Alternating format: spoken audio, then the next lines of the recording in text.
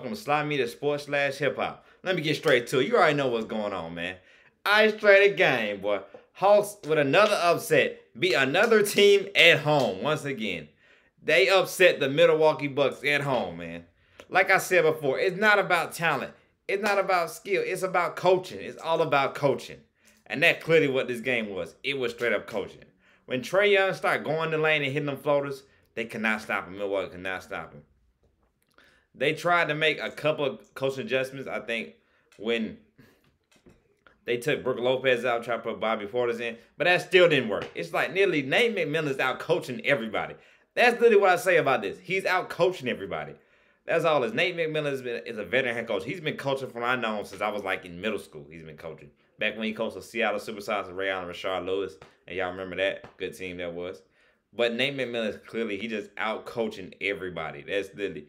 He's making good in-game adjustments every time. He goes to the high hand who's working all that.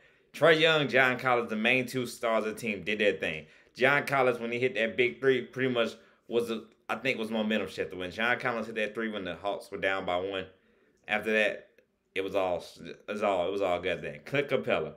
What a good trade acquisition that was last season for us. Nobody thought that was gonna work out because he didn't play at all last season because he was injured and COVID, of course, and all that. But wow, he came with that big offensive rebound, and that what did us in for the game. That was it.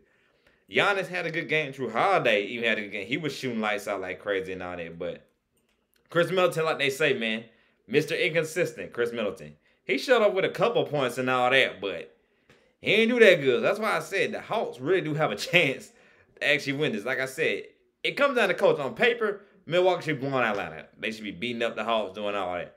But it's all about coaching. Like I said, Bucks are inconsistent. Bucks barely got past a hurt Brooklyn team. So just because of KD's foot, that's why they was able to make it to the Eastern Conference Finals. So I'm like, Atlanta has a chance, man. Hawks, we got something special. We are the We Believe team. We are that team this year, man. I would love to see the Hawks make it to the NBA Finals. I mean, because we had completely overachieved. Nobody thought we was going to make it to the playoffs 6 months ago, let alone to the Eastern Conference Finals, upsetting all these teams. We upset Milwaukee in Game 1. We really got a shot to win this series, man. We really do. Giannis going to get his, so I know about that. But everybody else, we got to just keep held in check. Like you saw.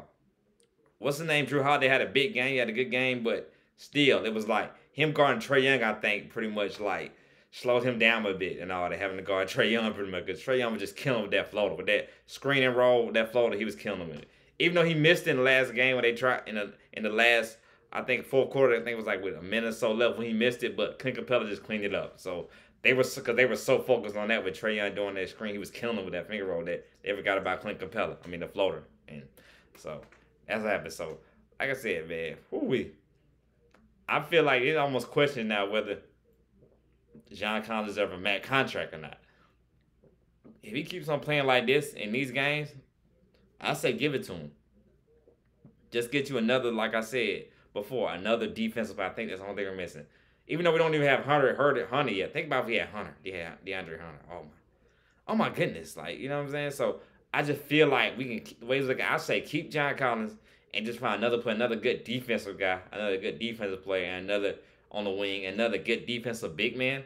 And I'd say, oh, next year, for sure, we win championship. I don't think go far as say win a championship this year, but I think we got a chance to go to the finals. But if we don't make it this year, then, oh yeah, for sure. Yeah, next year. We get one or two more pieces, we end up.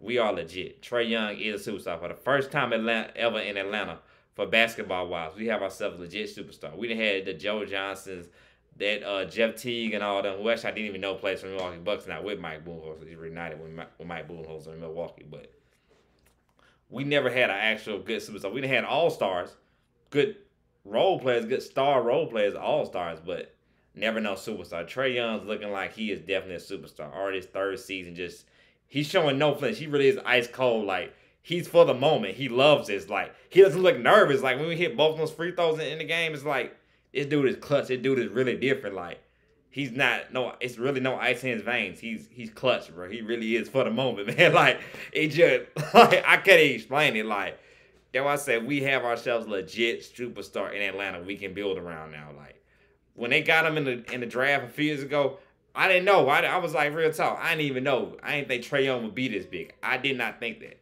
I was like, oh, he's a good player and all that. He was doing his thing. at Texas A&M and all that, but I had no. I mean, I'm not Texas A&M, Oklahoma. He was doing his thing at Oklahoma. I think that's where he played at. He was doing his thing at Oklahoma, but I did not think that he was like be this good, this superstar. He really is showing he is a second coming of Stephen Curry. Like he was starting to say Devin Booker like he the second coming of Kobe. Trae Young looked like he's a second coming of Steph Curry the way he's looking too as well. So that GM, he came from the Warriors and like he's building us up at the Warriors. Like I told you before in my last video last night, how the Warriors came out of nowhere and won the championship and doing all that. Like the way the Hawks looking is like they looking exactly just like that right now. Like a team, they're coming out of nowhere and just making noise. Even though on paper it doesn't look like how the Warriors didn't look on paper, like they would be a team to be a championship. The way the Hawks are looking right now, they're looking like that team that's coming out of nowhere that's actually gonna make it. Like they really is. Like we can build a dynasty here. Like their star players might really want to come to Atlanta. Like for real. The way it's looking right now, I mean, we're looking like think about it, we had no all-stars, no all NBA players, none of that. And we in the Final Four. Like, come on, man. What you gonna say? Like, what you gonna say? Like, yeah. Next year, Atlanta will be on national television all day. Everybody's going to know about the Atlanta Hawks. And I feel like, yeah, next year for sure, we're going to win a championship. For real, next year. Next year, I think we can make it. This year, I think we can make it to the finals, but I think next year for sure, we're going to make it to the championship. But all in all, like I said, it was a great, good game. Like I said, the Hawks be having his agency, and they come up in the moments. When it comes for the moments, Trae Young, the Hawks, they are just no ice in their veins. So for them to be these young guys, they are not scared of the moment. They don't freeze up. They don't shrivel down. They hit big shots. Like they do what they're supposed to do. They're clutch. So, like I said, the Bucks look like that same team where Giannis is like, they iffy. You don't know if they good or not. They really like this, that, and the third. Like they really is looking like that right now. So, great game. Trae Young, playoff career high, 49 points. I wouldn't be surprised he dropped 50 in this game. Cause like they can't stop him. The Bucks like they can't stop him. So. Great game. Now I'm going to go to the game for tomorrow. The Phoenix Suns versus LA Clippers. They said Chris Paul was supposed to come back. I'm still going with I'm sticking with my pick. I'm going with the Clippers to win. I think the Clippers will bounce back and win. They almost beat them in last night's game. So I got the Clippers winning. I think the Suns, like the way the Suns might win the series, because I don't know if LA can get a game in Phoenix. I don't know if Phoenix is just different from Utah. Phoenix has DeAndre Ayton, not Rudy Gobert. DeAndre Ayton on offense is not a liability. He can score, do whatever. You saw to hit the game winner last night. So I don't see, I don't really see like Phoenix, giving up a game. I don't see it. I really don't see it. Utah was different. They had Donovan Mitchell. He was hurt. Mike Conley was kind of hurt. Rudy Gobert, he's off his liability. Then everybody else, it's just nothing but some shooters. So it's like that's how in Paul George, nobody could stop PG, and Reggie Jackson, man, just came alive out of nowhere. That young guy. So that's how they was able to do that against Utah. But now it's like Phoenix is like, dang, when they didn't win, I said they didn't win that game last night. I'm like, dang, it don't look good for Clippers. It really don't. Cause like Phoenix, a veteran team, I don't know if they'll give up something like that at home. Like with Chris Paul come back too, I don't think they'll give up a game at home. It's kind of hard. They got too many offensive firepower. Like I said, that boy Cameron Payne, he been waiting for this moment. Like I talked about in my last video, and I don't say no more. He ready for this moment. So, man, I got the Clippers winning tomorrow night, but I said the Phoenix Suns with a series. I believe the Clippers will get a game tomorrow. And they also said Kawhi Leonard is he's not coming back this series. So also that as well. I'm like, I got the Phoenix Suns. I think Chris Paul for the first time ever in his career is gonna make the NBA Finals, and I got him winning. Whether they go against the Bucks or the Hawks, I really do have them win. I think it's the perfect ending. It's the perfect story for Chris Paul. Everything he's been through, he's always been so close. He was so close with the Clippers, and he was so close, definitely so close with the Rockets. Just maybe a game or two away from reaching the NBA Finals with the Houston Rockets. So, and both times, I think if he was winning the finals, his team would have won both times. If he went to the finals this year, his team would have won. So, that's what it's looking like. So, remember I said this now. My pick to win the championship now, the way it's looking right now with Kawhi Leonard being hurt and the Bucks looking like, they can't handle their business.